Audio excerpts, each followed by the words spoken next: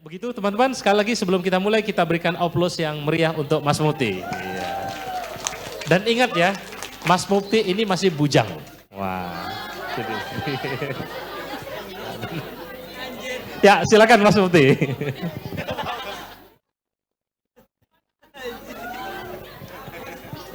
Ya, terima kasih Pak. Mau salam dari bahasa apa dulu? Bahasa Korea. Tomudul annyeonghasimnika. Bahasa Jepang, ada yang mau dengar juga atau bahasa lain? Rusia ya. Saya kalau bahasa Rusia ini. Oke. Здравствуйте, дорогие товарищи. Меня зовут Мухаммад Муфти. Я из Бандунга. И сейчас работаю в Ташкенте, Узбекистан. Kemudian izinkan saya menyapa sekali lagi teman-teman dalam bahasa Uzbek. Karena kan kita punya budaya yang mirip ya. Assalamualaikum warahmatullahi wabarakatuh. Ya.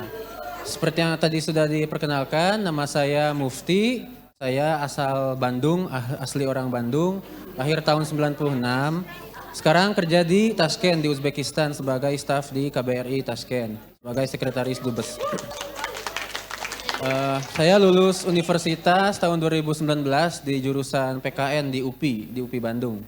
Setelah lulus saya berangkat ke Uzbekistan, sekarang udah 3,5 tahun, hampir 4 tahun di Uzbekistan. Pernah ke beberapa negara juga selagi kuliah, seperti menghadiri MUN atau mendampingi para dosen-dosen kunjungan pendidikan ke berbagai universitas di negara lain. Bahasa yang saya tadi kuasai itu ada pertama bahasa Jepang. Bahasa Jepang itu bagi saya itu bahasa ibu juga. Karena saya kecil di Jepang 8 tahun dari umur 4 sampai 12. Jadi setelah itu kembali ke Indonesia dan sekolah di Indonesia. Waktu pulang ke Indonesia sampai sekarang sebenarnya saya bahasa Indonesia masih kadang agak bingung ya kalau baca artikel-artikel yang susah. Bahkan kalau ngitung dalam hati juga masih pakai bahasa Jepang sampai sekarang. Tapi kalau sekarang karena tinggal di Uzbek, jadi kadang kalau ngomong keceplosan kayak gitu, kadang masih ada campur bahasa Uzbek, bahasa Rusia. Jadi udah bingung lah, gak tahu mana ya ininya. Ya, oke. Supaya menghemat waktu aja. Pertama-tama saya mohon izin memperkenalkan negara Uzbekistan dulu ya. Karena sampai saat ini juga masih banyak stereotip tentang Uzbekistan. Ada yang bilang Uzbekistan itu di Timur Tengah, di Eropa. Pernah ada yang bilang ke saya, oh Uzbekistan negara berbahasa Arab ya? Tapi enggak. Oke, bisa next.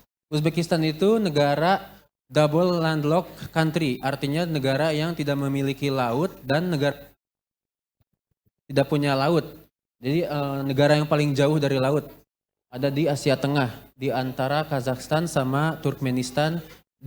Berbatasan langsung juga dengan Afghanistan. Jadi waktu tahun kemarin Taliban merebut kekuasaan, itu banyak pengungsi dari Afghanistan masuk ke Uzbekistan. Dekat juga dengan Rusia. Kalau jarak dari ujung Aceh sampai ujung timur Uzbekistan itu sekitar 4.466 km. Kalau naik pesawat dari Jakarta langsung ke Tashkent 8 jam. Sebelum pandemi Covid ada pesawat ke sana langsung. Dan orang Indonesia kan bebas visa ke Uzbekistan. Beda waktunya 2 jam. Kalau sekarang di Indonesia jam 1, di Uzbekistan jam 11 siang. Oke, bisa next. Ya, ini bendera dan lambang negara Uzbekistan. Benderanya biru muda, merah, garis merah 2, putih. Bulan sabit melambangkan mayoritas Islam dan bintang-bintang itu merupakan jumlah provinsi. Kemudian lambang negaranya ada burung kayak garudanya ya, ada namanya burung humo. Burung legendaris yang ada di kawasan Iran. Oke, next. Ya, ini adalah provinsi-provinsi di Uzbekistan. Yang paling besarnya itu yang paling kiri ya, nomor 14 itu Republik Karakalpakstan. Jadi ada Republik Otonomi di dalam Uzbekistan. Punya presiden sendiri, punya parlemen sendiri, punya konstitusi sendiri, lagu kebangsaan sendiri, tapi masih dalam Kesatuan Uzbekistan. Ibu kota Tashkent ada di sebelah ketimuran ya, nomor 1. Sana dekat perbatasan ke Kazakhstan. Kan kalau saya dari Bandung ke Jakarta itu sekitar 120-an kilometer, naik mobil sekitar 2 jam. Nah saya kalau dari Tashkent 2 jam ke utara 120 km itu udah ke Kazakhstan, udah ke kota Shymkent, kota terbesar ketiganya. Kemudian ada eksklave ya, jadi tanah Uzbekistan yang ada di negara lain. Itu ada di Provinsi Fergana yang adanya di dalam wilayah Kirgistan. Jadi kemudian baru masuk Uzbek lagi. Oke, bisa di next lagi. Ini Presiden Uzbekistan, mereka udah 31 tahun merdeka, presidennya baru 2. Ada Perdana Menteri sebagai kepala pemerintahannya. Ya, boleh next. Ya, kemudian ini komposisi penduduk Uzbekistan. Tentunya jumlah penduduknya sekitar 34 juta, sama dengan jumlah penduduk mungkin bahkan lebih sedikit daripada jumlah penduduk Jawa Barat. Kalau di Jawa Timur berapa puluh juta ya kok? Sekitar ada 30 juta. Lebih. Ya, berarti lebih sedikit daripada jumlah penduduk di Jawa Timur. Dan 80%-nya itu beretnis Uzbek. Orang Uzbek ini sebenarnya secara genetik itu keturunan Iran. Jadi kalau lihat orang Uzbek yang asli itu kayak lihat orang Iran, orang Afgan, orang Turkmen kayak gitu. Sebagian lagi ada orang Rusia tentunya ya, karena dulu Uzbekistan merupakan negara mantan Soviet. Ada orang Tajik, Kazakh, dan juga orang Tatar. Nah, ini kan Uzbekistan itu terkenal dengan cewek-cewek cantiknya ya kalau di Indonesia ya. Banyak yang bilang kan, ke Uzbekistan cewek-cewek cantik-cantik. Yang sebenarnya disebut cantik-cantik itu bukan orang Uzbek asli. Karena yang agak kebule itu kebanyakan yang blasteran sama Rusia atau bangsa Tatar. Ya, jadi sebenarnya agak beda juga ya sama di real kenyataannya. Kemudian bahasa Uzbek itu bahasa yang satu rumpun dengan bahasa Turki. Jadi kalau misalkan barangkali ada teman-teman yang belajar bahasa Turki di sini atau tertarik bahasa Turki, bisa juga gampang belajar bahasa Uzbek. Perbedaannya kayak bahasa Indonesia sama Melayu. Gitu. Oke, bisa di next lagi. Nah, ini ada beberapa contoh wajah-wajah orang yang ada di Uzbekistan. Ada orang Rusia, yang orang yang bule-bule itu udah pasti Rusia. Yang rambutnya pirang itu pasti orang Rusia. Kemudian ada orang Karakalpak sama orang Kazakh yang wajahnya kayak orang Mongolia ya, yang kayak sipit-sipit. Kemudian ada orang Korea juga. Jadi orang Korea ini yang waktu tahun 1920-an, waktu dijajah Jepang, mereka kabur ke Rusia, ke Soviet. Kemudian sama Stalin diminta pindah ke Asia Tengah supaya memecah kekuatan orang Korea di sebelah timur Rusia. Oke, next. Nah, ini bahasa Uzbek. Bahasa Uzbek itu satu rumpun dengan bahasa Turki ya. Jadi dalam bahasa Uzbek sebutnya Uzbek tele.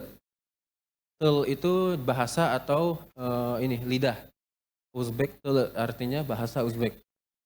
Punya sejarah unik ya. Jadi dulu pakai huruf Arab waktu zaman sebelum dijajah Rusia. Kemudian waktu masuk Uni Soviet sempat pakai Latin yang tengah-tengah itu. Yang ada tulisan Yeng Yol. Kemudian setelah itu pakai huruf Rusia Sirilik yang di bawah, dan setelah merdeka dari Soviet pakai huruf Latin. Sampai sekarang kadang masih ada huruf Sirilik dipakai juga. Jadi kadang campur di atasnya misalkan pakai bahasa Uzbek Fotografia pakai huruf Sirilik, bawahnya Bepul pakai huruf Latin. Bepul artinya gratis, foto gratis kayak gitu. Jadi masih campur-campur hurufnya. Generasi tua masih banyak yang nggak bisa baca huruf Latin. Ya, meskipun udah 30 tahun mereka, tapi mereka masih banyak yang nggak bisa huruf Latin. Ya, anak muda udah mulai banyak yang nggak bisa huruf Sirilik. Oke, next. Kemudian bahasa Rusia. Dulu waktu zaman Soviet bahasa Rusia bahasa resmi. Sekarang sudah tidak resmi tapi masih banyak orang menggunakan bahasa Rusia, terutama generasi tua dan menengah. Kalau anak-anak muda sebenarnya sekarang udah mulai meninggalkan bahasa Rusia. Karena di Uzbekistan sendiri bahasa ibu itu sekarang lagi digalakkan. Jadi bahasa ibu itu bahasa yang nomor 1. Kemudian ada bahasa Tajik itu di sekitar selatan Uzbekistan. Bahasa Tajik itu bahasa yang serumpun dengan bahasa Farsi, bahkan sama lah, hampir bisa dikatakan sama. Bahasa Karakalpak di Republik Otonom tadi yang bukan satu rumpun, mirip sama bahasa Kazakh. Next. Ini ada mata uang Uzbekistan ya, jadi sama kayak di Indonesia, nolnya banyak di belakangnya. Dan kursnya pun nggak terlalu jauh beda. Kalau 100.000 Sum berarti 135.000 rupiah kayak gitu. Jadi enak kalau misalkan wisata ke Uzbekistan atau tinggal di sana, ngitung barang mahal enggaknya itu bisa gampang banget, itu bisa dikira-kira. Next. Nah, karena inflasi sekarang jadi banyak juga pecahan mata uangnya, ada mata uang 2.000, 20.000 kayak di Indonesia. Bahkan ada pecahan uang kertas 200.000. Itu kan sekitar 300 ribuan rupiah dalam satu kertas. Ya, next. Nah, ini mata uang waktu zaman Soviet, rubel, tapi di Uzbekistan tetap dikasih nama SUM. Jadi karena zaman dulu kan Soviet itu terdiri dari 15 negara anggota, 15 bangsa besar. Jadi bangsa Uzbek pun salah satu di Asia Tengah terbesar. Ya, next. Nah, ini sejarah singkat sejarah Uzbekistan. Dulu nggak ada yang namanya negara Uzbekistan. Nggak ada negara yang garis perbatasannya seperti Uzbekistan sekarang. Dulu itu disebut kawasan Persia. Nah, Amir Timur itu salah satu tokoh nasional Uzbek yang dihormati di Uzbek yang bikin nama Uzbek. Artinya dari Uzbek itu itu artinya sendiri. Apa ya, kayak ourselves kayak gitu. Bek itu artinya bangsawan. Jadi kita adalah bangsanya bangsawan gitu. Uzbek, makanya dia dihormati sampai sekarang. Pernah menguasai wilayah yang besar ya, sampai ke India. Dari tanah ke Turki sampai ke India. Bahkan dulu waktu Moskow dijajah sama Mongolia, yang membebaskan Moskow dari kekuatan Mongolia dari Kubilai Khan itu Amir Timur. Oke, next. Nah, ini ada beberapa potret patung Amir Timur ya di berbagai kota di Uzbekistan. Next lagi. Makamnya ada di Samarkand, kota Samarkand. Oke, boleh next lagi. Nah, kemudian Uzbekistan juga sebenarnya merupakan pusaka para ilmuwan Islam seperti ahli hadis Imam Bukhari. Banyak yang tahu ya Imam Bukhari. Kemudian Al-Khawarizmi yang menciptakan Al-Jabar. Kemudian Ibnu Sina, ahli kedokteran, dan juga Imam At-Tirmizi, juga ahli hadis dari kota Termes yang langsung berbatasan dengan Afghanistan. Oke, next. Nah, ini ada keistimewaannya. Ada juga salinan naskah Al-Quran pertama yang dicetak. Itu ada di Tashkent, ada di Museum Al-Quran di Tashkent. Boleh next lagi. Nah, kemudian masuk ke bawah jajahan Rusia. Belum diberi nama Uzbekistan, itu diberi namanya Turkistan. Jadi negara-negara yang berbahasa rumpun Turki itu di sebelah, kan kalau sekarang Uighur itu sebutnya Turkistan Timur, dulu disebutnya Turkistan Barat. Oke, next. Nah, kemudian waktu zaman Soviet, Uzbekistan itu menjadi salah satu negara pusat di Asia Tengah. Jadi karena penduduknya paling banyak di Asia Tengah dan juga peradabannya berkembang pesat di sana, juga merupakan negara pertama yang punya jaringan kereta metro bawah tanah. Ya, boleh next. Nah, ini keistimewaan Uzbekistan ya. Jadi presiden pertama kita, Bung Karno, pernah berkunjung ke Uzbekistan.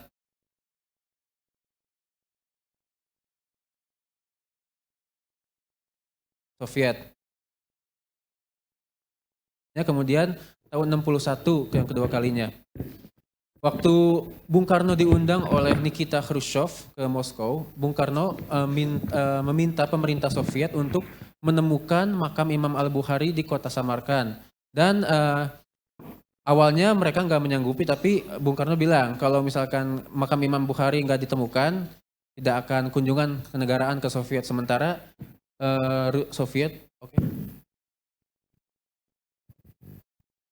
Soviet yang ingin dikunjungi oleh Bung Karno karena ya perpolitikan pada saat itu berusaha keras, akhirnya ditemukanlah makam Imam Al-Bukhari di tengah-tengah ladang kapas di lepas kota Samarkand. Sekitar 20 kilo dari kota Samarkand ada Imam Bukhari. Kemudian makamnya ditemukan, Bung Karno kunjungan ke sana dan sampai sekarang lagi direnovasi kompleksnya. Dulu kayak gini gambarnya, makamnya sekarang sedang direnovasi dan belum beres. Mungkin kalau ada yang tahu berita Ketua DPR RI bulan September kemarin kunjungan ke sana juga. Next. Nah, ini ada berita yang sebelah kiri adalah berita dalam bahasa Uzbek, yang sebelah kanan berita dalam bahasa Rusia tentang kunjungan pertama Bung Karno tanggal 9 September tahun 56 ke Tashkent, Uzbekistan. Ada di atasnya ada bahasa Indonesia. Selamat kepada putra Indonesia yang mulia Presiden Soekarno. Oke, next. Nah ini kalau ini tahun yang bawah 56, yang atas tahun 61 bersama Syaraf Rashidov. Tahun 61 kedua kalinya kunjungan. Waktu Tashkent belum kena gempa dahsyat. Oke, next. Nah ini kompleks Imam Al-Bukhari yang sedang direnovasi bakal menjadi makam dan masjid yang termegah di Asia Tengah. Mengalahkan masjid yang ada di Kazakhstan, di Astana sekarang. Oke, next. Nah, ini beberapa potret Uzbekistan zaman Soviet ya. Jadi udah banyak bangunan tinggi, kemudian kehidupan beragama juga diperbolehkan karena mayoritas Islam. Next. Kemudian terkenal juga dengan sejarahnya surutnya Danau Aral. Sebenarnya sebutnya Laut Aral karena Uzbekistan itu nggak punya laut. Jadi mereka ketika melihat danau yang besar itu sebutnya laut. Bahkan di lepas kota Tashkent itu ada Laut Tashkent namanya. Padahal itu danau yang udah jelas kelihatan dari lumpurnya gitu kan. Tapi mereka menyebutnya laut. Ini Laut Aral tuh dulu sangat berkembang karena banyak ikan yang jadi potensi sumber daya. Tapi oleh pemerintah Uni Soviet ditarik airnya untuk irigasi daerah yang tidak subur di Kazakhstan dan di Turkmenistan. Alhasil makin lama makin sedikit dan sekarang ada di foto di bawah banyak kapal-kapal yang dalam satu malam nggak sempat ditarik ke tengah laut. Jadi terdampar langsung. Sekarang Laut Aral berubah namanya jadi Gurun Aral. Aral Dengeze jadi Aral Kum. Next. Nah, Uzbekistan merdeka tanggal 1 September tahun 91. Tapi bedanya kemerdekaan Uzbekistan yang diperoleh itu nggak kayak Indonesia. Kalau Indonesia kan merdekanya itu karena perjuangan ya, karena perjuangan senjata dan juga perjuangan kaum cendekia. Kalau Uzbekistan itu merdeka karena situasi. Jadi karena Uni Soviet mau bukan membubarkan diri, Presiden Gorbachev dulu mengundurkan diri dari Presiden Soviet. Jadi Uzbekistan ya udah kalau gitu kita juga deklarasi kedaulatan aja kayak gitu. Jadi definisi kemerdekaan mereka agak beda sama kemerdekaan kita. Ini ada potret presiden pertama Islam Karimov. Next. Ya, ada kunjungan pertama Presiden Soeharto ke Uzbekistan dan juga ini gedung KBRI di Tashkent yang merupakan warisan budaya. Jadi nggak bisa direnovasi, nggak bisa dibeli sama pemerintah Indonesia karena dulunya merupakan vilanya Kaisar Rusia waktu zaman Kekaisaran Rusia. Next. Ya ini ada beberapa kehadiran Indonesia ya. Salah satunya iklan Wonderful Indonesia di bus kota Tashkent, kemudian kopi Torabika juga sangat populer di sana, udah dijual di berbagai kota besar. Di warung-warung pun dijual, ada kopi Torabika. Jadi kalau tinggal di sana pengen minum kopi Indonesia tinggal cari Torabika. Indomie ada, tapi masih mahal karena sebagian banyak impor dari Amerika. Jadi dari Indonesia kirim ke Amerika, dari Amerika dikirim ke Uzbek. Jauh, jadi satu bungkusnya ada yang 18.000. Kalau ini 4.000 yang dari Dubai, jadi dekat. Kemudian produk kaleng ikan tuna juga ada ya dari saya nggak ingat, kalau nggak salah dari Jawa Tengah ini produknya. Next. Ya, dan juga ada rumah kaca yang isinya itu hanya ada buah-buahan dari Indonesia kayak mengkudu, pisang. Itu ada salah satu perusahaan Mehrigio namanya di Uzbekistan yang impor langsung buah-buahan dari Indonesia dan dibudidayakan di sana. Next. Iya, ini dalam rumah kacanya itu suhunya 30 derajat. Iya, jadi waktu itu saya kunjungan musim dingin. Jadi waktu masuk ke dalam tuh, jadi kayak ke Indonesia gitu, jadi tiba-tiba anget. Ya, oke, boleh next. Nah ini potret kemajuan Uzbekistan. Ada kereta cepat kayak Shinkansen ya. Di Jepang ada kereta cepat satu-satunya di Asia Tengah. Keretanya ngambil dari Spanyol, Talgo. Kemudian ada taksi online juga ada. Dan juga ada nuker uang dolar. Kalau di kita kan harus ke money changer. Di sana tinggal cari ATM, masukin uang dolar, keluar dengan kurs yang sama. Jadi nggak ada kayak kurs yang lebih jahat atau gimana gitu. Next. Nah ini agama di Uzbekistan.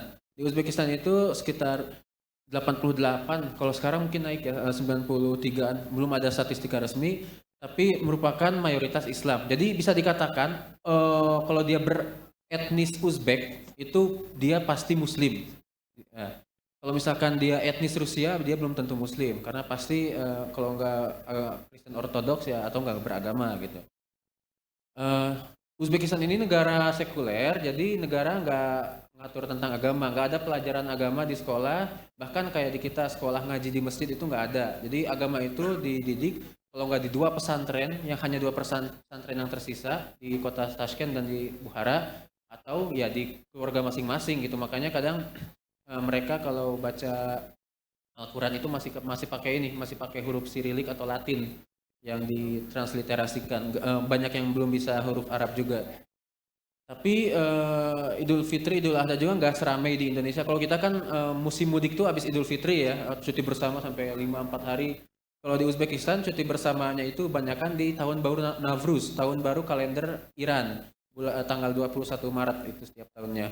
Di situ paling rame dan mereka berbondong-bondong pulang kampung untuk kumpul sama keluarga. Kalau Idul Fitri, Idul Adha nggak terlalu rame. Nggak ngelihat juga kayak kambing-kambing di pinggir jalan kayak gitu, nggak. Oke, next. Ini potret di masjid waktu saya sholat zuhur. Di sana itu sholat Jumat dan sholat zuhur itu azannya jam 1 teng. Jadi nggak jam setengah satu, nggak berubah-berubah. Jadi jam zuhur itu jam 1 teng karena uniknya menyesuaikan jam istirahat kerja. Jadi agak aneh juga ya, jam sholat ngikutin jam istirahat. Harusnya kan jam istirahat kerja yang ngikutin jam sholat gitu. Next. Ini iring-iringan jenazah. Next. Nah, kemudian ini kan kalau di kita dikenal sebagai pohon Natal ya. Di Rusia, di Uzbekistan, dan di berbagai negara Asia Tengah itu nggak ada istilahnya pohon Natal dan nggak ada hari raya Natal. Karena waktu zaman Soviet kan perayaan Natal dilarang. Tapi budaya orang-orang ingin menghiasi pohon itu dipertahankan karena ya itu salah satunya hiburan masyarakat sana kan. Jadi pohon kayak gini tuh di sana ya pohon tahun baru. Mereka nyebutnya pohon tahun baru gitu. Jadi nggak ada istilahnya pohon Natal, makanya kayak di samping masjid gitu nih, ini pohon ini ada gitu. Karena mereka nganggapnya bukan pohon Natal, pohon tahun baru gitu, kan dalam rangka pohon tahun baru. Disamarkan kota para imam juga ada. Jadi mereka ya agak beda ya definisinya.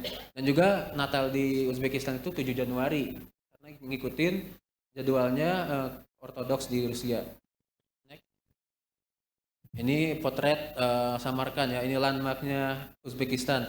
3 madrasah Tilyakor, madrasah Ulugбек, sama madrasah Sherdar. Madrasah ini sekarang udah nggak berfungsi sebagai madrasah karena waktu zaman Soviet diubah jadi museum. Sekarang ya di dalamnya jadi kayak pasar gitu, jadi jual-jualan souvenir kayak gitu. Next. Nah, ini di kota Bukhara. Nah, di seberang ini masjid ini tuh ada madrasah yang sampai sekarang masih aktif, zaman Soviet pun aktif. Namanya Madrasah Mir Arab. Next. Ini di kota Hiva. Kota Hiva itu seisi kotanya merupakan World Heritage yang diakui UNESCO. Jadi kita kalau misalkan kunjungan ke Hiva itu bisa nginep di hotel yang ada di tengah-tengah World Heritage. Ini waktu saya kunjungan ke Republik Karakalpakstan ya. Jadi ada 2 bendera negara. Yang satu bendera Uzbekistan, yang satu bendera Karakalpakstan. Di Indonesia kan nggak ada ya yang kayak gini, kayak negara dalam negara. Kalau di sana masih ada. Karena Karakalpakstan itu merupakan negaranya, negara bagiannya orang Karakalpak. Beda, bukan orang Uzbek mereka. Lebih mirip sama orang Kazakh. Next. Nah, ini nasi gorengnya Uzbekistan. Tapi bukan nasi goreng, beras goreng. Karena dimasaknya langsung ke dalam minyak kapas. Masih beras yang mentah dimasukin ke dalam minyak kapas yang banyak. Ini sebenarnya kalau menurut WHO salah satu penyebab orang Uzbek banyak meninggal karena penyakit jantung ya karena makanan kayak gini banyak minyaknya, oily gitu. Tapi Tashkent itu terkenal sebagai pusatnya plov, ocean nama makanannya. Karena paling enak itu ada di Tashkent. Orang-orang dari Kazakhstan, dari Kyrgyzstan, dari Rusia nyari plov ke Tashkent. Oh ya, plov juga masing-masing daerah beda. Misalkan di Samarkand itu minyaknya pakai minyak apa kayak dari hasil goreng sapi. Kalau di Hiva itu nggak pakai apa ya? Minyaknya minyak yang bersih. Jadi warna putih si plovnya. Next. Ini suasana jualan di pinggir jalan yang kayak Ya, kurang lebih mirip di Indonesia, ada jualan sate, ada jualan sepatu dan lain-lain. Next. Ini jualan buah. Nah, kalau ini biasanya ditemukan di perjalanan keluar kota di pinggir jalan ya. Ada yang putih-putih itu kalau di kita kan kayak kerupuk ikan gitu ya, yang bulat-bulat itu yang enak. Itu tuh ada di Uzbekistan namanya yoher ini, yoher yang dikeringkan. Namanya kult. Kalau sekali makan itu kayaknya nggak akan mau lagi makan karena sangat asam. Next.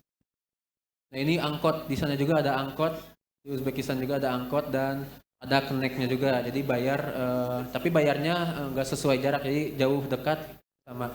Terakhir angkot di Uzbekistan harganya 3.000. Pas kenaikan harganya waktu ada kenaikan BBM di Indonesia aja waktu itu, ini kok Indonesia yang naik naik BBM di Uzbekistan yang naik apa ongkosnya gitu. Sempat pas ya, tapi karena di sana juga naik semua harga sekarang. Next. Ini kereta, kereta jarak jauh, ada yang kereta tidur, yang tengah kereta cepat, yang kanan metro di Tashkent. Ini yang kereta yang masih zaman Soviet metronya, tapi masih bagus sampai sekarang. Next. Ini supermarket, suasananya kayak gini, kurang lebih sama kayak di Indonesia, tapi menurut saya variasi produknya lebih banyak di Indonesia. Kalau di kita kan kayak kue-kue itu ada ciki, ada pokoknya banyak lah. Kalau di sana itu cuman ini potato chips dan udah beda mereknya aja, nggak ada jajanan yang lain. Masih nggak terlalu ini ya, apa nggak terlalu banyak produknya. Next. Ini di pasar juga ada jualan es krim yang didorong gitu kayak di kita kayaknya nggak ada kalau yang di gram 100 gram kayak gitu. Kalau di sana masih ada. Next. Ini musim dingin. Nah, Uzbekistan juga kan negara yang ada musim dinginnya. Lagi panasnya itu bisa 50 derajat. Musim panas bulan Juli kemarin parah, ada yang sampai 55 derajat di kota lain. Musim dinginnya juga dingin, kadang salju tapi kadang enggak juga. Next. Oke, nah apa yang kita bisa pelajari nilai-nilai dari karakter orang Uzbek itu yang pertama mereka nasionalismenya tinggi. Kita juga nasionalisme tentunya tinggi, tapi orang Uzbek itu meskipun mereka meninggalkan negaranya itu jadi kayak apa ya? Tetap gitu ngasih nunjukin bahwa mereka tuh orang Uzbek, misalkan bikin toko Uzbek food di New York, kemarin baru buka Tashkent supermarket di New York dan laku kayak gitu. Kemudian jujur, orang Uzbek itu dikenal sebagai orang paling jujur di Asia Tengah. Bayangin kalau di Indonesia misalkan nangkep taksi di pinggir jalan, bukan taksi dah, mau pulang tapi nggak ada mobil, bisa nggak nyetop mobil sembarang dari yang searah gitu? Nggak berani kan ya? Kalau di Uzbekistan itu kita mau kemana pergi tinggal gini, ada orang sembarang datang nanya searah nggak, kalau searah boleh ikut nggak. Kalau boleh ikut berapa harganya atau bayar seikhlasnya, masih kayak gitu. Jadi social trustnya masih kuat. Perempuan malam-malam nyetop taksi yang isinya laki-laki nggak masalah, nggak ada kasus kriminal dari kayak gitu. Anak kecil yang SD yang masih umur 7-8 tahun juga udah kayak gini, udah mereka udah biasa nyetop mobil taksi atau mobil yang sembarang lewat untuk jadi nebeng gitu. Kemudian hormat pada orang tua. Nah, ini orang Uzbek itu hormatnya apa ya? Kalau dikata kasarnya gila banget gitu kalau sama orang tua hormat. Gak bisa ngelawan. Orang Uzbek itu kan masih budaya dijodohin ya nikahnya. Jadi kalau misalkan sama orang tua ngejodohin itu nggak mungkin bisa ngelawan. Selain itu kayak di tempat umum, di public transport, kalau ada orang asing, orang tua masuk, itu pasti dikasih tempatnya tanpa minta. Tanpa ada yang negor, tanpa ada yang itu kasih itu gitu, udah otomatis berdiri. Jadi kalau misalkan ada kakek-kakek, nenek-nenek masuk, itu orang-orang pada langsung berdiri. Kemudian rasa tertarik dan berani keluar zona nyaman. Nah ini sebenarnya penting bagi kita juga karena pengalaman saya menghadiri berbagai acara internasional, itu orang Indonesia kebanyakan ngumpul sama orang Indonesia lagi. Misalkan, padahal di sana ada banyak peserta dari negara lain ya. Tapi banyak banget orang Indonesia yang cuma kumpulnya sama orang yang bisa bahasa Indonesia lagi, padahal itu kesempatan gitu untuk kita memperluas jaringan, mengasah kemampuan bahasa kita termasuk bahasa Inggris. Jadi sementara orang Uzbek itu berani keluar zona nyaman, berani mau pergi ke Eropa, ke Rusia, ke Amerika, bahkan ke Indonesia pun banyak yang mau sekolah. Dulu ada sekitar 70-80 alumni yang pernah kuliah di Indonesia. Kemudian percaya dan menjaga kepercayaan orang. Kalau sama orang Uzbek jangan banyak janji, karena kalau nggak ditepati itu bakal ditagih terus. Tapi sebaliknya, kalau kita udah dijanjiin sama orang Uzbek, itu pasti dia akan tepati. Meskipun nggak langsung ya, tapi mereka pasti menepati janji. Kemudian meski mereka sekuler negaranya, tapi kehidupan agamanya bagus. Mereka antusias banget. Kalau sholat Jumat itu, saya pernah sempat main HP aja ditegur. Bahkan tidur aja disuruh langsung wudhu. Padahal tidur ya dikit-dikit lah gitu. Kalau di kita kan cuek-cuek aja pada tidur, pada ngobrol di belakang anak-anaknya. Di sana itu langsung ditegur, langsung disuruh wudhu lagi kayak gitu. Jadi meskipun negaranya sekuler, tapi kehidupan beragama orang-orangnya bagus gitu. Apalagi kemarin presiden keduanya udah umroh ke Mekah, jadi sekarang semakin banyak, makin mudah dari Uzbekistan yang pergi umroh. Kalau waktu zaman presiden pertama, agama ini masih agak dibatasi, azan nggak boleh berkumandang, kemudian yang pergi umroh itu diseleksi dulu, jadi ada seleksi politik. Jadi masyarakat yang mau pergi ke umroh itu harus lolos tes ideologi kayak gitu, jadi nggak gampang pergi. Kalau sekarang udah bebas, banyak dan e-visa juga udah dikeluarkan untuk warga negara Uzbek. Oke, next. Nah, kemudian orang Uzbekistan banyaknya usia produktif ya. Paling banyak ini menurut statistika Bank Dunia itu sekitar mayoritas itu di usia 20-29, ini sangat produktif, sangat potensial banget mereka untuk mengembangkan SDM. Makanya banyak yang kuliah di luar negeri, banyak yang nyari beasiswa, itu alasannya. Nah, ini sekarang kehidupan milenial di Uzbekistan itu terbagi menjadi dua ya. Ada yang pergi ke Rusia, belajar bahasa Rusia, atau ada yang berangkat ke Amerika belajar bahasa Inggris kayak gitu. Jadi terpecah. Ada yang orientasinya ke Rusia karena ya udah kayak rumah keduanya lah bagi mereka. Ada yang juga yang berani keluar jadi ke Eropa atau ke Amerika pakai modal bahasa Inggris. Next. Ya, ini ada salah satu tokoh milenialnya Uzbek, profesor pertama di Columbia University dari UIN Uzbekistan. Langsung ditemui, di waktu dia pulang ke Uzbekistan, dia langsung ditemui sama presiden, diberi tanda kehormatan. Karena di sana kan masih budaya, kayak di Soviet itu banyak tanda kehormatan gitu ya. Guru-guru kayak dosen-dosen yang berprestasi itu, mereka pasang kayak tentara lah, pasang tanda jasa gitu. Nah, ini ada beberapa interaksi budaya antara Uzbekistan sama Indonesia. Di Uzbekistan ada 3 universitas yang mengajarkan bahasa Indonesia langsung ke mahasiswanya sebagai mata kuliah. Dan kita pun mengirim setiap tahunnya dosen BIPA dari melewati Kementerian Pendidikan. Dan juga di Uzbekistan ada Federasi Pencak Silat. Jadi pencak silat itu populer juga di Uzbekistan. Bahkan gak cuma di Uzbekistan tapi di negara Asia Tengah lain. Di Kyrgyzstan ada juga, di Turkmenistan ada juga. Oke, kemudian apa sih yang membuat hubungan Indonesia sama Uzbekistan itu sedikit berkendala? Itu ya, pertama itu masih ada sistem birokrasi yang masih kaku di Uzbekistan. Kayak contohnya registrasi orang asing. Kalau teman-teman main ke Uzbekistan itu wajib nginep di hotel.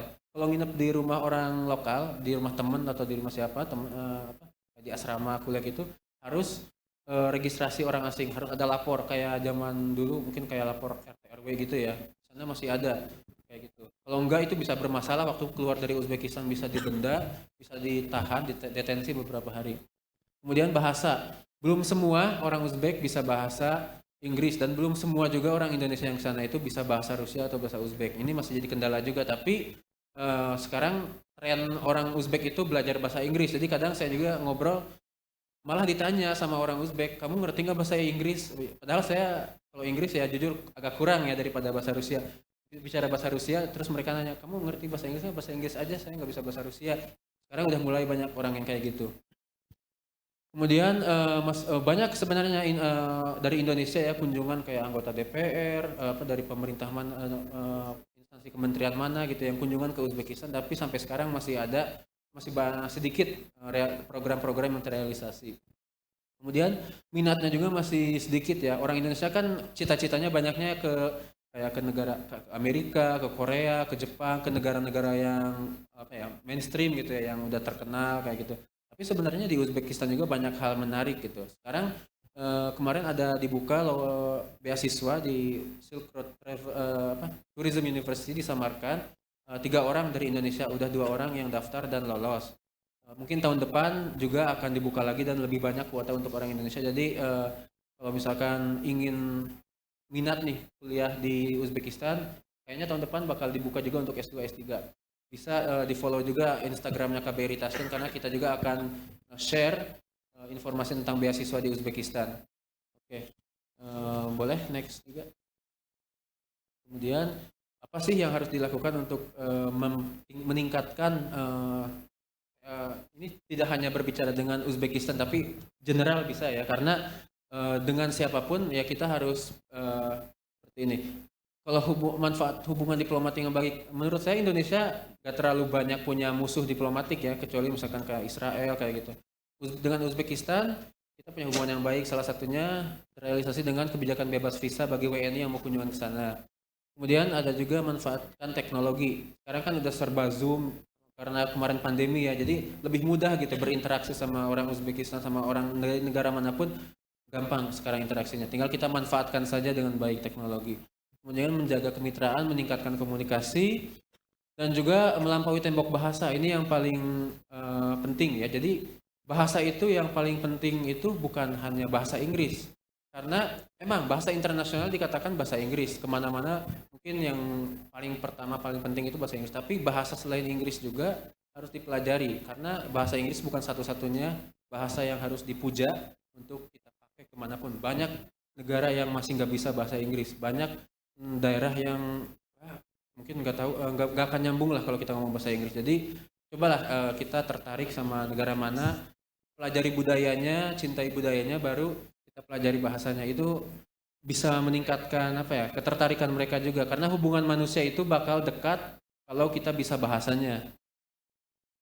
Dan ambil peluang kerjasama sekecil apapun. Ini nih yang berani melakukan tadi ya, perusahaan-perusahaan tadi Indonesia yang berani jualan di Uzbekistan, karena sampai sekarang masih sedikit perusahaan yang berani ngambil langkah untuk siap rugi. Banyak perusahaan Indonesia yang takut rugi kalau jualan di Uzbekistan kayak gitu. Padahal kan yang paling penting harus berani dulu, berani rugi 2-3 tahun setelah itu berkembang.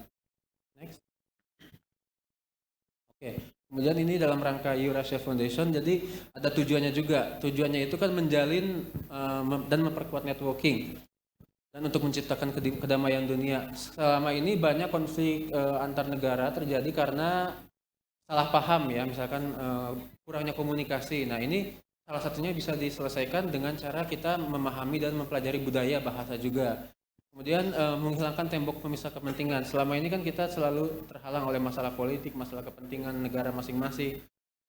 Nah kemudian dengan menghilangkan kedua hal tersebut, bukan berarti menghilangkan tujuan atau kepentingan nasional, tapi dengan menghilangkan tembok pemisah tersebut, kita bisa menciptakan budaya yang damai dan juga dunia yang penuh kedamaian. Next.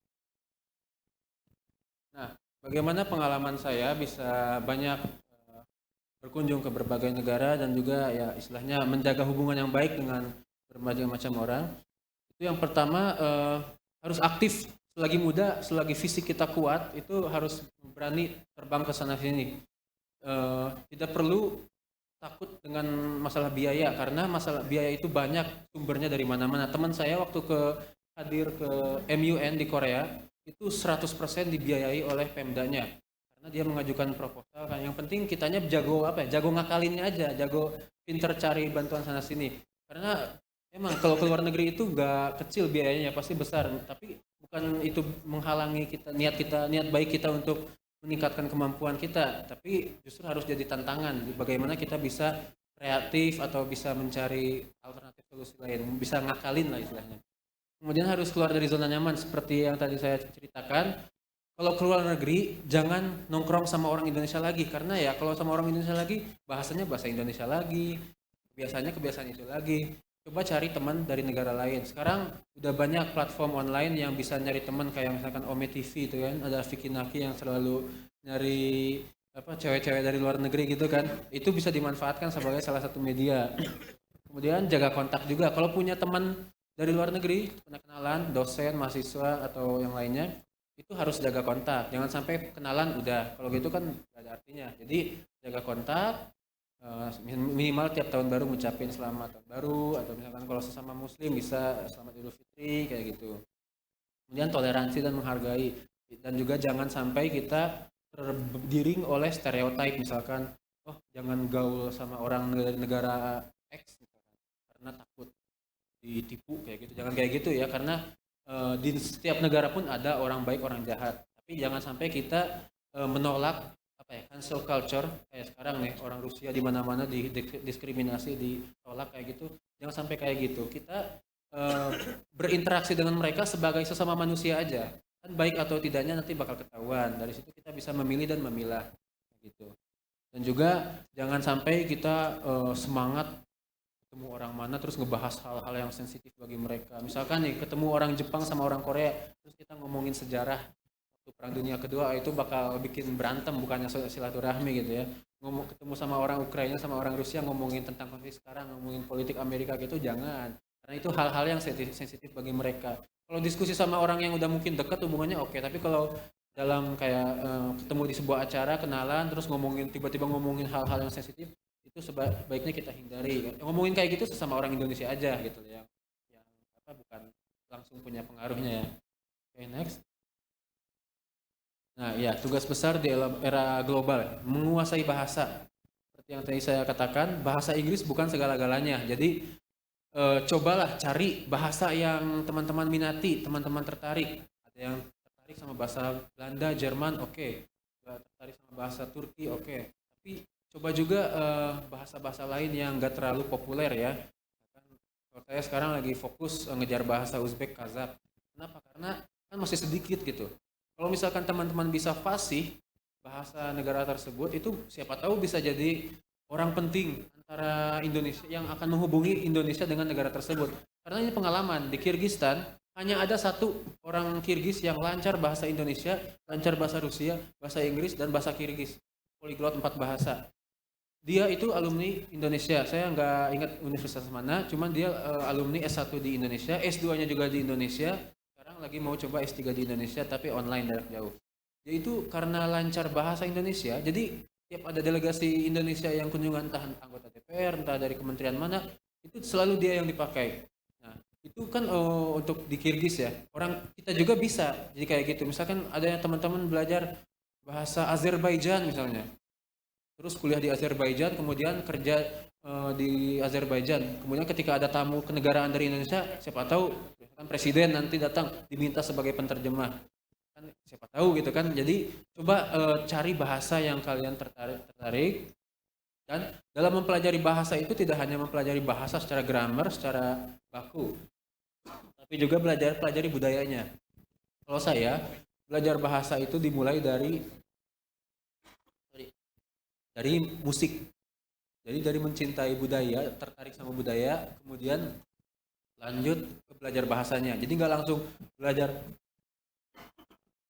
belajar bahasa, belajar grammar yang baku kayak gitu enggak. Tapi dimulai dari lagu. Mungkin kalau yang suka Korea-Koreaan dari drakor kayak gitu kan banyak bahasa Korea yang pelajari. Sama kayak gitu teorinya. Jadi pelajari dulu budayanya, cintai dulu budayanya. Jadi dari situ baru bahasanya, dan bahasanya juga jangan gak usah yang kaku-kaku. Sekarang kan ada aplikasi kayak Duolingo kayak gitu ya, bisa dipakai. Penting kita nyambung. Bahasa itu yang dituntut bukan sempurna. Gak akan ada yang ngeledekin karena kita aksennya jelek. Kita udah bisa percakapan dengan orang negara tersebut pun mereka pasti udah seneng. Mereka pasti muji. Kalau yang sempurna itu ya yang udah ngejar pendidikan tinggi di negara tersebut, oke. Tapi kalau misalkan hanya sekedar belajar untuk kita berinteraksi itu nggak perlu sempurna, nggak usah takut. Jangan takut di komen, wih itu diketawain gitu, nggak akan. Kan kita juga sama ya kalau ada orang bule misalkan datang ke Indonesia ngomong bahasa Sunda, bahasa Jawa, itu kan seneng ya, langsung heboh gitu kan. Sama kayak gitu. Jadi pelajarilah bahasa dengan enjoy, dengan nikmat, jangan belajar stres pakai grammar atau belajar hurufnya. Teman saya ada, dia lancar bahasa Jepang tapi nggak bisa sama sekali huruf Jepang, hiragana, katakana, kanji nggak ada yang dia bisa, tapi dia bisa ngobrol, bisa interaksi sama orang Jepang kayak gitu. Jadi yang paling penting itu komunikasi dengan manusia. Yang paling penting itu kita bisa saling tukeran hati lah istilahnya kayak gitu, bukan kesempurnaan yang dicari. Karena kalau misalkan nyari sempurna ya udah itu nyari pendidikan tinggi di negara tersebut kayak gitu. Next, saya rasa udah ya. Terima kasih atas perhatiannya. Saya pakai bahasa Uzbek. Tibor ngezecun kota rahmat. Rahmat itu terima kasih bahasa Uzbek. Kata itu atau kota, kalau di Tashkent itu bahasa Uzbeknya agak ada beda ya. Kota rahmat itu artinya terima kasih besar, terima kasih banyak. Tibor ngez itu kayak your attention kayak gitu. Jadi bahasa Uzbek agak unik. Baru ngezucun kata rahmat dalam bahasa Rusianya ya благодарю вас за внимание atau спасибо большое за внимание. Wassalamualaikum warahmatullahi wabarakatuh.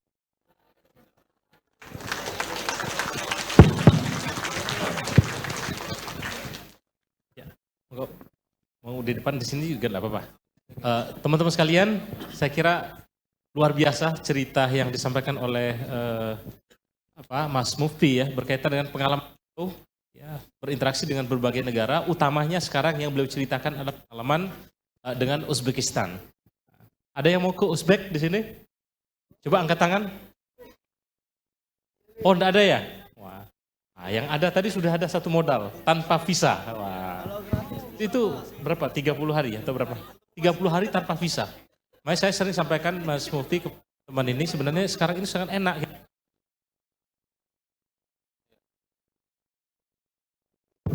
Sehingga teman pas itu bisa keliling beberapa negara, minimal ASEAN saja itu sudah 10 negara. Jadi 10 bulan itu keliling, 10 hari tapi kalau di Singapura jangan tinggal di Singapura atau di Brunei, nanti kantongnya bisa jebol gitu. Tapi artinya kita semua, apalagi masih muda-muda, itu punya kesempatan untuk keliling ke berbagai negara.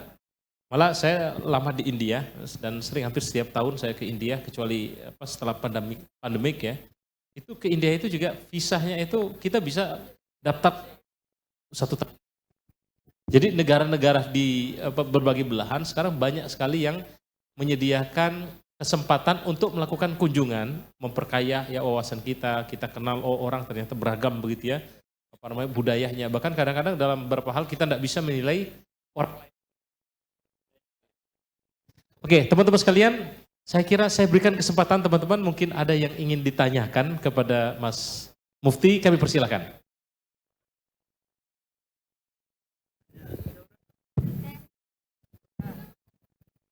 Ada yang mau tanya pakai bahasa Rusia boleh? Ya, boleh. Bahasa Uzbek, bahasa Rusia boleh juga. Bahasa Jepang juga boleh. Atau mungkin dengan bahasa Korea? Korea ya. Tagalog?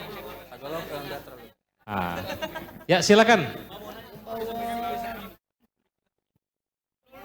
Ini Mas Mufti perjalanan 2 hari 2 malam hanya untuk menemui teman-teman. Nah, ini jadi kesempatan yang sangat langka ya. Ya, silakan Mas. Atau Mbak, ada mau tanya?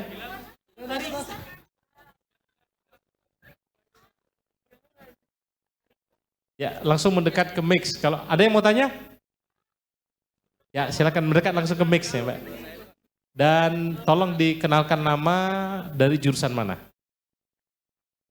Prodi ya, nanti jurusannya jurusan Landung Sari dan Arjosari gitu ya.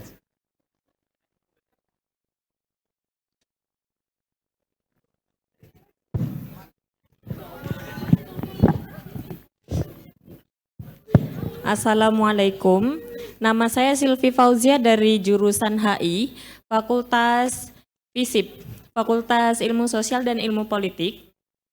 Pertanyaan saya adalah, apakah saudara bisa menjelaskan perjalanan singkat ataupun secara singkat bagaimana Anda bisa bergabung dengan KBRI, karena mungkin ini bisa menjadi salah satu inspirasi kepada teman-teman HI saya. Terima kasih. Langsung saya jawab aja ya. Jadi, salah satu alasan saya sekarang bisa kerja di KBRI itu karena bahasa Rusia. Kenapa di Uzbekistan ya? Karena bisa bahasa Rusia. Itu salah satu motor pendorong, nilai plus yang saya dapatkan bisa kerja di sana. Karena kan kalau misalkan hanya bahasa Inggris itu random ya, bisa di KBRI manapun gitu. Tapi karena saya spesifik, terutama di UPI, angkatan saya kayaknya cuma saya yang bisa bahasa Rusia, gak ada di yang lain gak ada. Jadi saya ditawari sama dubesnya untuk kerja di sana langsung. Karena kan dubes yang sekarang, Prof. Sunario itu mantan rektor UPI juga waktu itu. Saya kan waktu tahun 2018 kebetulan dapat peringkat 1 mahasiswa berprestasi di UPI. Meskipun gak masuk 17 nasional tapi ya.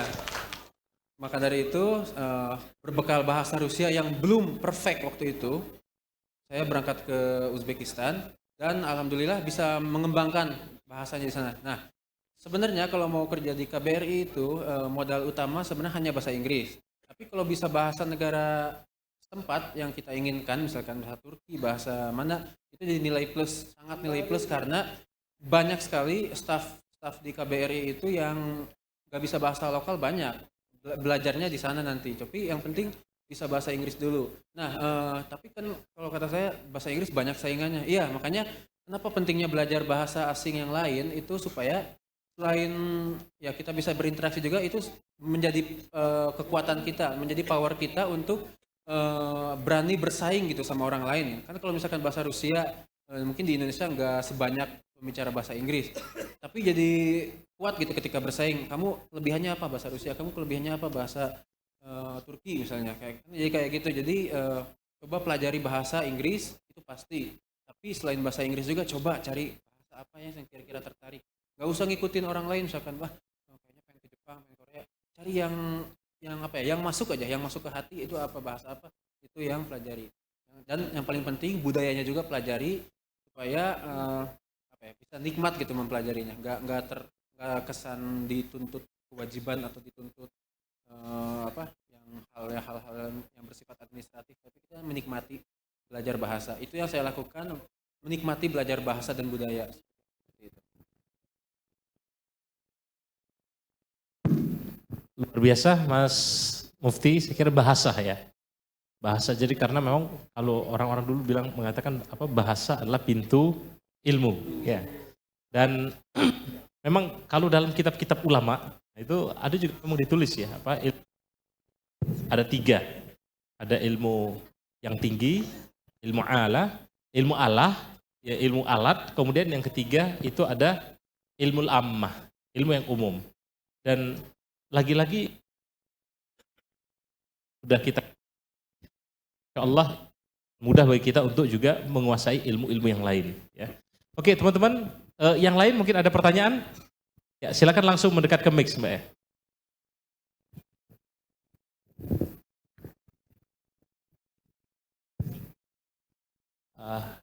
Selain ini ada lagi? Bisa mendekat kalau masih ada.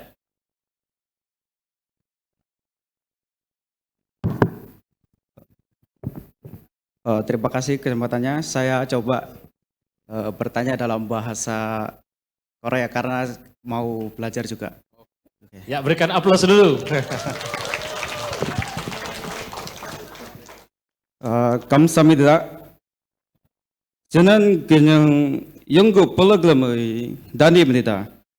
다른 나라에서 중식업을 위한 비즈니스 기회를 여는 방법은 무엇입니까?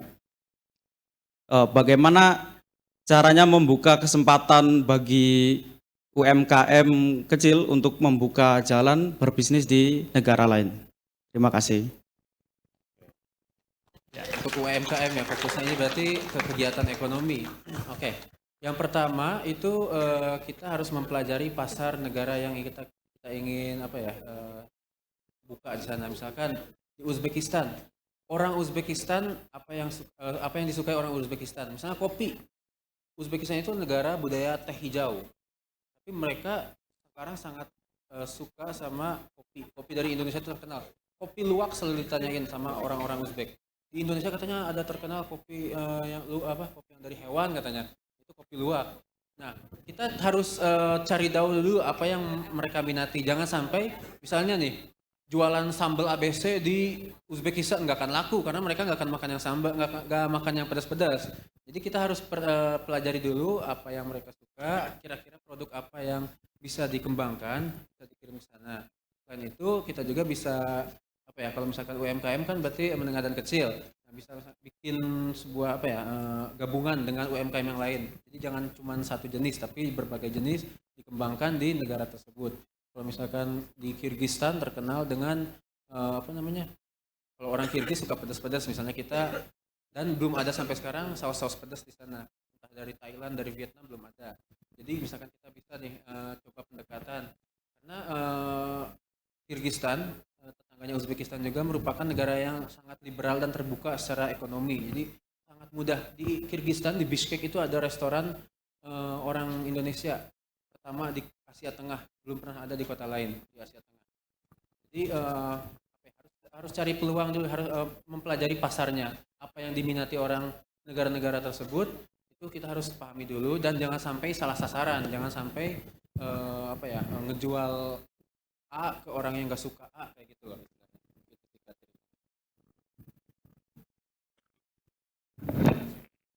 Ya, teman-teman, masih ada yang lain yang mau bertanya?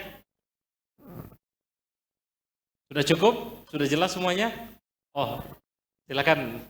Nih, Mas Azmi, kenalkan diri. Ini statusnya juga masih bujang. Berikan A+ untuk para bujang. Wah. Oke.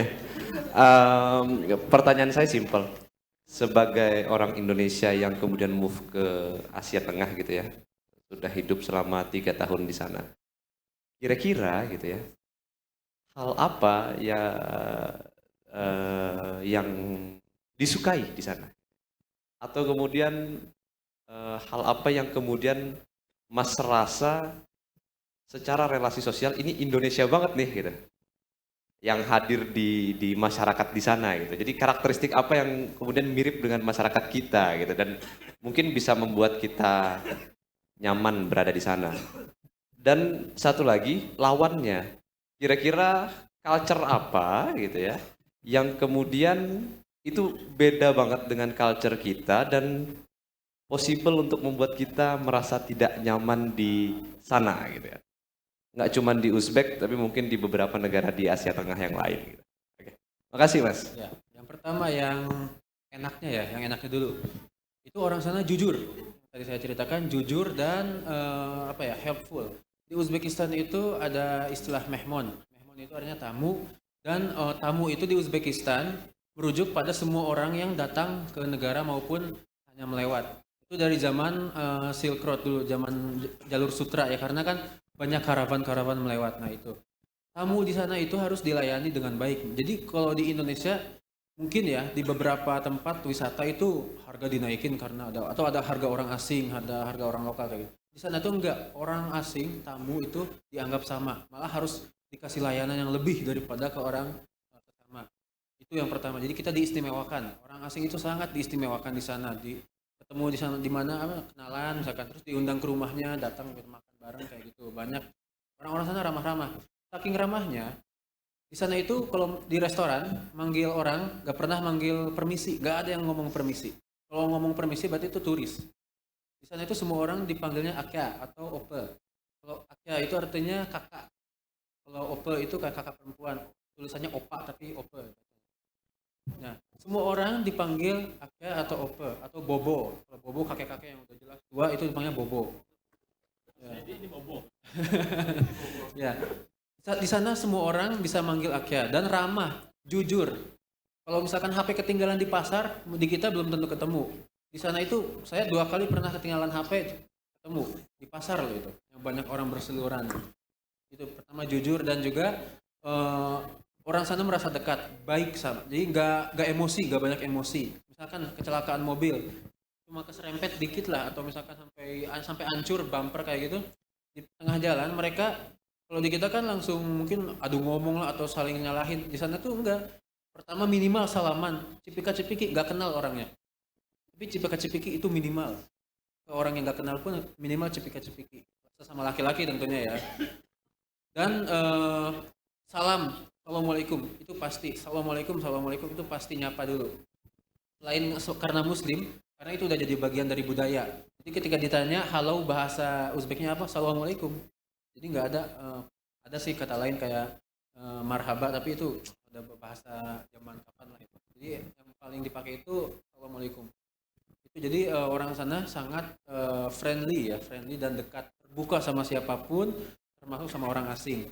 Nah kemudian yang nggak enaknya budaya foto di sana agak beda. Kalau di kita kan dikit-dikit ayo foto selfie bareng gitu ya. Kalau di Uzbek kadang kena teguran, kadang kena masalah sama polisi atau sama tentara dalam negeri. Misalnya foto masjid, saya pernah foto masjid, diinterogasi sama polisi, diminta lihat HP, diminta dihapus karena ini objek vital katanya masjid, takut ada apa-apa jadi nggak boleh foto. Selain masjid juga ada tempat lain kayak terowongan. Mobil saya pernah berhentiin sama tentara karena saya Diam-diam, saya udah tahu sebenarnya itu nggak boleh, cuma diam-diam ketahuan juga akhirnya. Ternyata motret terowongan, motret bendungan itu nggak boleh. Termasuk motret perbatasan antara provinsi. Jadi di sana itu ada perbatasan antara provinsi, karena zaman presiden pertama mobilisasi orang itu dikontrol. Orang Tashkent mau ke Samarkand harus ada alasan, entah keluarga atau dinas, nggak boleh selain itu. Misalkan cuma pengen ke sana nggak bisa. Jadi harus ada alasan ketat, saking ketatnya itu. Jadi kadang bikin orang asing agak gimana ya, agak nggak nyamannya itu gitu, karena kita kan orang Indonesia biasanya foto-foto ya, ayo selfie, orang sana belum tentu suka karena masih kadang bukan tertutup, karena budaya waktu zaman Soviet itu kan foto itu identik dengan kegiatan spionase, jadi sampai sekarang itu masih kuat. Jadi hal yang kedua yang bikin gak enak, meskipun mayoritas Muslim, entah di Uzbek atau di negara Asia Tengah lainnya, kalau acara kumpul saudara, acara-acara perayaan nikahan itu mereka minimal minum 1 botol vodka atau alkohol, pasti minum. Dan kita susah nolaknya. Kalau kita nolak alasannya karena agama, mereka bilang kan kita sama-sama Muslim, saya minum kenapa kamu enggak? Kayak kadang gitu. Makanya kalau misalkan ketemu orang Asia Tengah diajak minum vodka, bilang aja dokter saya ngelarang saya karena ginjal atau gimana. Mereka nggak akan berani. Jadi mereka lebih takut sama dokter. Itu sebenarnya budaya ya, karena mereka udah biasa dari dulu, biasa minum, bukan minum mabok tapi minum untuk penghormatan gitu. Jadi misalkan ada kayak akikahan gitu, ayo minum vodka, itu minimal mereka kayak gitu. Dan kadang mereka nggak tahu juga, kita kan orang Indonesia nggak lebih taat lah istilahnya ya kalau soal alkohol kayak gitu kan, nggak banyak orang yang minum. Jadi itu sih menurut saya. Jadi harus hati-hati, tapi gimana sih caranya kita nolak tapi dengan sopan, ya itu. Kalau saya pakai alasan medis lalu saya ini hati bahaya, bawa dokter aja, itu pasti mereka nggak akan berani kayak gitu. Ya sekian. Oke, masih ada yang lain? Sudah cukup? Ya, saya kira sudah cukup ini.